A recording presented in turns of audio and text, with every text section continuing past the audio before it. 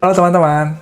Ya, sekarang kita akan membahas mengenai STAR atau bagaimana cara merangkai konten yang teman-teman ingin jawab ya dari poin-poin yang udah kita bahas di video sebelumnya. Nah, untuk STAR ini sendiri itu pada dasarnya STAR itu adalah sebuah cara untuk menjawab berbasis pengalaman. Jadi, asumsinya ketika teman-teman bisa menunjukkan pengalaman teman-teman, maka kemungkinan di masa depan pun teman-teman bisa melakukan hal semacam itu lagi, gitu. Jadi asumsi dasar seperti itu, dan STAR ini mencoba untuk membuat itu menjadi lebih jelas karena dibagi menjadi S, T, A, dan R. Tapi prinsipnya itu cerita pengalaman. Jadi teman-teman harus ingat apa sih contoh pengalaman yang membuat teman-teman bisa menyimpulkan kalau teman-teman tuh punya kelebihan itu atau punya kekurangan itu. Itu fondasi dasarnya. Gitu. Nah, sekarang dari segi STAR itu kan situation, jadi apa tuh yang terjadi saat itu? Gitu ya, keadaannya seperti apa? Kalau misalnya aku sih menyederhanakannya adalah situation itu tantangan yang terjadi saat itu apa? Kesulitannya apa? Gitu. Nah, kalau task itu adalah targetnya, tujuannya apa sih yang harus teman-teman lakukan? Actionnya bagaimana teman-teman bisa menghadapi itu, apa yang teman-teman lakukan, dan resultnya teman-teman bandingkan sama task gitu. Oh, resultnya ya udah, aku berhasil mendapatkan ini, itu sesuai dengan apa yang ditargetkan di awal gitu. Jadi pokoknya STAR tuh kurang lebih seperti itu. Nah, karena strukturnya yang tadi ya, task itu adalah tujuan, situation itu semacam tantangannya atau situasi yang terjadi saat itu, maka aku cenderung untuk melakukannya itu bukan STAR atau strukturnya, tapi THAR. Jadi dari T, tasknya dulu seperti apa, tujuannya apa sih teman-teman gapai, terus situationnya apa, challenge-nya terjadi saat itu apa, action-nya gimana, dan resultnya ya udah berhasil nggak. Contoh, misalnya, apa kelebihan Anda? Saya tuh orangnya resilient. Saya dapat bangkit kembali ketika saya mengalami kegagalan atau ketidaksesuaian kondisi dengan apa yang saya rencanakan. Contohnya, saya waktu itu ketika saya masih S2 dan mengerjakan tesis, tentunya ada batas waktu ya yang perlu saya selesaikan gitu, yang perlu saya kejar untuk penyelesaian tesis. Jadi dalam batas waktu tersebut, saya sudah merencanakan, oke, semester ini sudah selesai, usaha penelitian semester depan itu sudah melanjutkan dan pengambilan data selesai, dan ya untuk ujian tesis saja dalam 1 tahun mesti selesai. Saat itu, yang terjadi adalah masuk ke situation. Jadi kan udah jelas tuh, oke, targetnya adalah selesai dalam 2 semester atau 1 tahun. Masuk ke situation.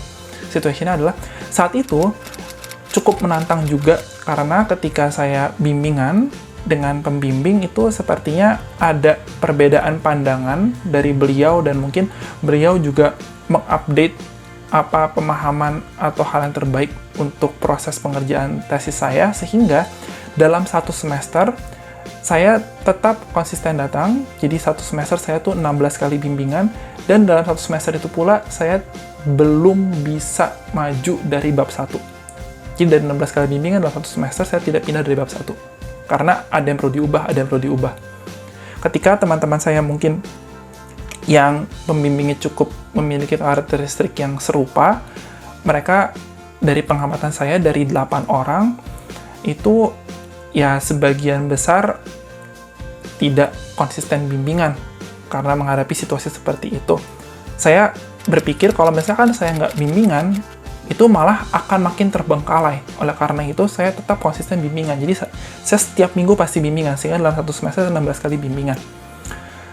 Dengan persistensi saya walaupun ditolak, atau diubah, atau ada masukan baru, saya tidak mundur dan tidak menyerah, tapi saya terus bimbingan, minta bimbingan minggu depannya, saya perbaiki, minta bimbingan minggu depannya.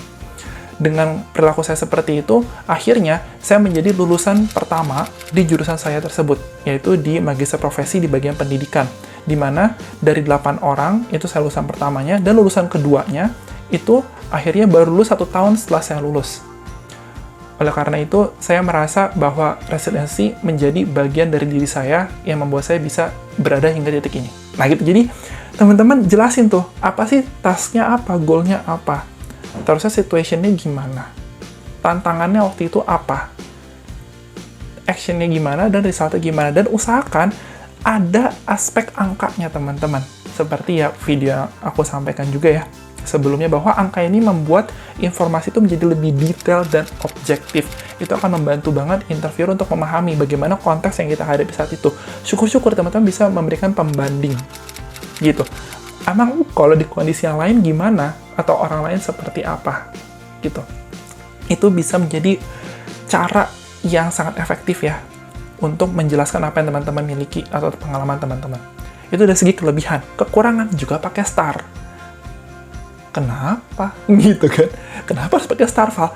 Karena dengan menggunakan STAR ini pula, teman-teman bisa memberikan gambaran bahwa teman-teman tuh aware akan kelemahan teman-teman, tapi kelemahannya nggak parah-parah banget. Atau teman-teman at least masih bisa menanggulanginya.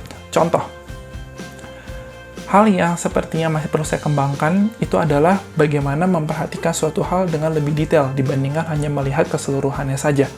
Contohnya saat itu ketika saya menjadi asisten peneliti untuk mengerjakan sebuah project penelitian, saya bertanggung jawab saat itu untuk memberikan progress report, mengupload progress report ke website Kemenristek, karena fundingnya dari project tersebut dari Kemenristek. Saya sudah melihat, oh ini requirements-nya, gitu yang perlu saya sampaikan. Ya udah, saya tulis gitu kan, saya tulis. Dan ternyata waktu itu ada 2 informasi yang disampaikan oleh pimpinan proyeknya. Dan saya melihat informasi yang kedua. Saya tidak melihat yang pertama terlebih dahulu. Jadi yang pertama dari email, jadi pimpinan proyek terus memforward gitu ya, memforward email. Dan yang kedua di grup WhatsApp. Saya melihat yang grup WhatsApp-nya aja. Jadi saya mikir, oh ini mungkin yang terbaru lah ya gitu. Saya lihat ada guideline-nya, template-nya udah saya kerjain di situ. Setelah saya kerjain, udah mau di-upload, saya kirimkan dulu ke pimpinan project-nya ya, waktu itu. Saya kirimkan, langsung di-feedback, Val, kamu nggak lihat yang dari email? Iya, saya nggak lihat. Dan ternyata template-nya berbeda. Jadi, yang baru itu ternyata merupakan contoh aja dari yang tahun lalu, yang mana sebenarnya udah berubah template-nya. Jadi, yang dari email tuh yang resmi dari Kemenristek-nya. Ya, itu merupakan ya gambaran saya kurang teliti ya memperhatikan berbagai informasi yang sudah disampaikan. Akhirnya saya memperbaiki, mereformat itu dalam waktu 1 malam. Alhamdulillah tetap terkejar memberikan atau mengupload progress report-nya gitu ya. Tapi ya jadi ada semacam suasana tidak enak dengan pimpinan project saya karena ya saya tidak teliti dalam mengerjakan apa yang harus saya kerjakan. Nah, itu merupakan gambaran ya bagaimana saya masih perlu meningkatkan ketelitian saya dalam hal-hal lebih detail lagi, gitu.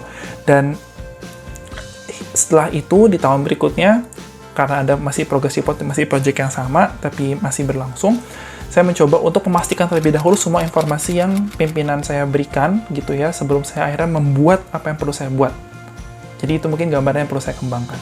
Nah, gitu teman-teman. Jadi kan, interviewer juga tahu ya, kayak, oh gitu, maksudnya, kita itu tidak telitinya seperti apa, seberapa parah, dan bagaimana kita menanggulanginya. Dan tadi sebenarnya dari segi angka nggak terlalu banyak, tapi tadi saya at least mencoba menyampaikan konteksnya dalam waktu 1 malam, saya bisa mereformatnya nih, dan masih sesuai dengan deadline, gitu. Jadi itu mungkin bisa menjadi cara untuk mencoba mengkonkretkan informasi, dan memberikan informasi itu dengan lebih objektif ya, sehingga interviewer pun bisa memahami apa sih yang mau kita sampaikan. Dan, oh nggak parah-parah banget kok, tidak telitinya, gitu. Itu mungkin gambaran gimana sih teman-teman bisa merepresent teman-teman untuk menjelaskan aspek kelebihan, kekurangan gitu dengan menggunakan STAR. Dan kataku SAR gitu ya, dari Task, Situation, Action, and Result. Hopefully membantu, semangat untuk persiapan interviewnya, and good luck. See you on the next video. Bye.